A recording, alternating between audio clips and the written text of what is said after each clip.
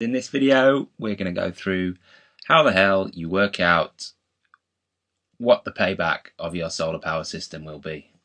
I'm assuming that you've got a quote for a solar power system, and that should obviously have a price on it, and also it should have an estimated power output in kilowatt hours. If it hasn't, chuck it in the bin and find another installer, because that's fairly important. But once you've got that information, this is how you work out whether it's financially viable to buy the thing. If we go to solarquotes.com.au, then we just go down, learn about solar power, and click on the Solar Payback Calculator. Okay, there's 3 calculators I've created on the website, and the reason there are 3 is that there are essentially 3 ways you can pay for a solar system, and how you pay for the solar system will affect the cash flows of owning the system, and whether your solar system is cash flow positive or not is one of the major factors that you're going to take into account when you're weighing up whether this thing's financially viable or not. So the first calculator, I've called it the electricity savings calculator. That's assuming you're paying cash for the solar system. So that compares the economics of owning the solar system with the situation that you would be in if you didn't, which would be collecting the interest on the money that's in the bank. The second option is to add it to your mortgage. I'm actually surprised that more people don't do this because, well, you can try for yourself. When you put the numbers in, generally a good solar system at a decent price will pay for itself from month 1. What I mean by that is the amount you save in your electricity will be more than the extra repayments on your mortgage, so you're actually saving money every month usually. I mean, put the numbers in, see if it works for you. But generally, it can be quite a good idea. And the third option, which is usually the least, the most difficult one to make work in terms of getting a positive cash flow anyway, is if you finance it with a loan. And the reason there is that these loans tend to be quite short term and have quite high interest rates, so it can be quite hard to make the loan repayments be less than what you're saving in electricity. But again, put the numbers in and see if it works for you. But let's say we live in Victoria. Let's say we're looking at a 3 kilowatt system, fairly big system. Let's say we've been quoted a nice round $10,000 out of pocket for the solar system. That's the cost after all the rebates have been handled by the installer. A 3 kilowatt system in Melbourne will give you about 4,000 kilowatt hours a year in electricity. Again, that number should be on your quotation. If it's not, chuck it in the bin, because go find another installer, because that's a fairly important part of the quotation. The price you pay for electricity, 19 cents, is about right. And then let's have a look at these advanced options. These are interesting because not many other calculators take these into account. Annual bill inflation. Electricity prices, as you probably know, are always going up. That's quite an optimistic, I would argue, quite optimistic for only 5%. If you're a pessimist, stick 8-9% in there. If you think electricity prices are going to go even higher due to carbon taxes and all that good stuff.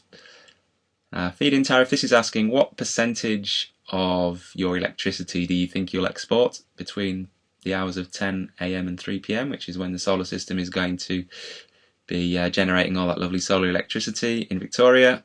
One of the few states that hasn't canned its feed-in tariff. You can still get 60 cents per kilowatt hour if you export your electricity, which is nice. So I'm going to make the assumption that I'm going to export about 60%. Technically, that's called a wild-ass guess because I haven't got a clue.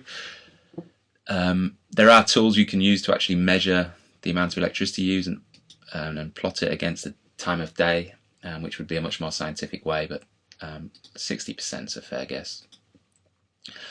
Feed-in tariff duration. Well, those pollies in Victoria have promised the feed-in tariff will last for 15 years, touch wood, because politicians never break their promises, do they?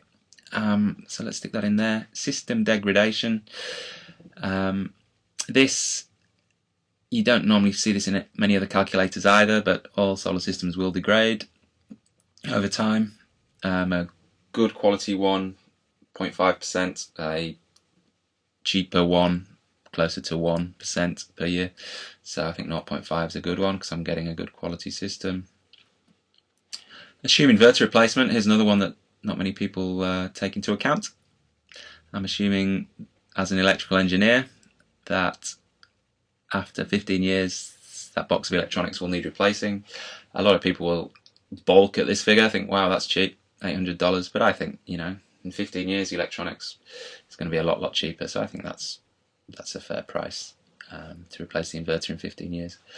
And this is a really interesting one that no one else seems to include, but I think you have to. If it's called opportunity cost. If you're spending 10 grand up front on a solar system, that's 10 grand that you could have invested elsewhere. If you're investing it in a term deposit, for example, in Australia at the moment, I think you get about 6% per annum. Let's put that in there. So in terms of working out the cash flow, the question this calculator answers is, what's compared to putting the 10 grand in the bank, and this is crucial, using the interest every year to pay my electricity bill. If I instead use the $10,000 to buy a solar system which will help offset my electricity bill, which is the better option? How much better off am I compared to putting the money in the bank? Now, for the accountants among you, that you're going to say, oh, you should compound that interest. I'm going to argue, no, that's not the case, because you have to use that interest to pay your electricity bill. But that's a whole other story. So that's the inputs, and in the next video I'll go through how to read this graph which has been calculated from all those inputs. See you in the next video. The idea of this graph is that it shows you the cash flow of owning the system on a month-by-month basis. So you can see as I move the mouse over the bars, it's telling me in this situation, which is, let's just remind ourselves, we are in Victoria, we've got a 3 kilowatt system, it's costing us $10,000, it's generating just short of 4,000 kilowatt hours a year. We've got the feed-in tariff. We're estimating we're exporting 60% of our electricity. We're taking into account inverter replacement, opportunity cost, and you'll see we're actually getting a positive, quite a nice positive cash flow from day one.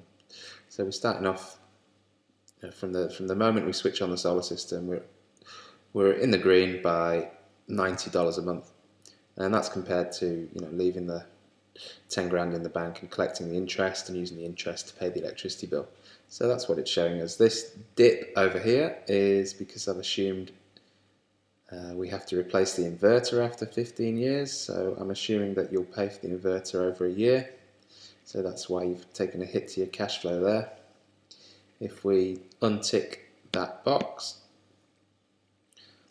we still get a dip after 15 years, but that's because if we look up here, we've said that the feed-in tariff is going to end after 15 years. Touch wood, the politicians keep their promise.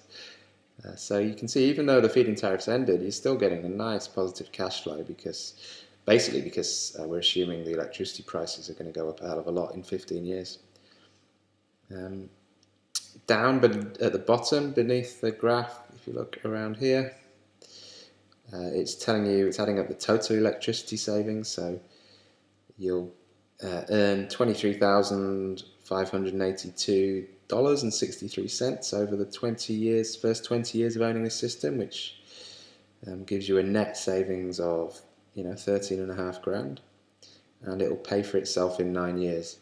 Although, like I've said in the other videos, as long as the payback is within the life of the system, which is generally 25 years, is a fair assumption, then it's not really. Is it a big problem that it takes 9 years to pay for itself when essentially you're better off from month one in terms of cash flow? I think that's a pretty rational investment. So what else can we do? Let's see what the effect is of the opportunity cost, because most calculators don't include opportunity cost. So if we untick that checkbox, you'll see it's gone up. The cash flow has gone up by about $50 a month. So I think it's important to include opportunity cost because it makes quite quite a big difference to the cash flow. So let's put that back in. Another interesting scenario is, as I said in a previous video, this number here, the 60% at 60 cents per kilowatt hour. That's assuming you can actually export the electricity. What if you're a bit of an energy hog and you use a lot of electricity and you don't export any? So what I'm saying is that you don't get any benefit of the feed-in tariff, essentially.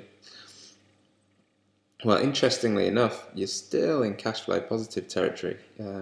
It's only $13 a month, but hey, you've got a solar system on your roof and you're doing your bit, and you're still cash flow positive. And obviously, with inflation of the electricity prices, you're just gonna save more and more every month.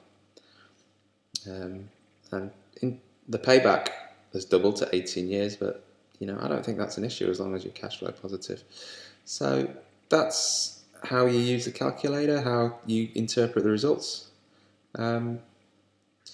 If you've got your quotes, take the numbers off them, put them in the boxes, and make your own mind up whether, from a financial point of view, it's worth going ahead. Thanks very much.